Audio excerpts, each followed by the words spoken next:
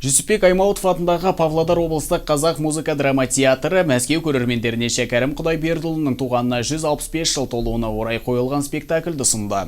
Ойшылдың ұждан әңгімесінің желісі бойынша сахналанған әфсана «Подмосковные вечера» атты халықаралық театральды фестивальдің аясында көрсетілді. Жүсіпбек Аймауытов атындағы Павлодар облыстық қазақ музыка драма театры Мәскеу көрермендеріне театр сыншыларының жоғары бағасына ие болған қойылым ұсынды. Фест театрында сахналанған спектакль қазақ тілінде қойылды. Қазіргі заманға лайық өте актуальный тақырып деді ғой, мына өте. Сондықтан біз енді ойлаймыз, Қазақстанда да біраз облыстарды, үлкен қалаларды аралап гастрольдік сапармен де шықтық. Үлкен фестивальдерге қатысып, осы 3 фестивальге қатысып, 3 аптаның ішінде үлкен жүлделерге ие болған қойылымның бірі, және бірегей деп айтсақ болады. Сондықтан енді біз қазір ойлаймыз, Мәскеуде мынау Мытищи қаласындағы көрерменнің де көңілінен шығады деген үлкен үмітіміз бар.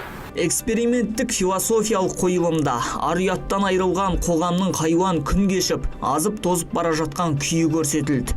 Ұждансыз өмір, арсыз, ұятсыз қоғам пайда болғандағы адам кейпінде қала алады ма? Сол мәселелер көтерілген. Қазақ халқының басынан өткен небір қиын тұстарда бейнеленген. Ол ашаршылық жылдары, ол қазақ зиялыларының жазықсыз жалаға жабуы.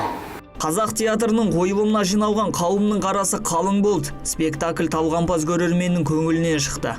Встреча с юностью. Жас әрі талантты әртістердің ойыны керемет. Динамично. Қойылым бірқилы, кейбір тұстарын бірден түсіне алмайсың. Ойлануға тура келеді. Спектакль с огромным смыслом. Спектакльдің мән мағынасы өте терең, көзге жас алып толқып отырдық.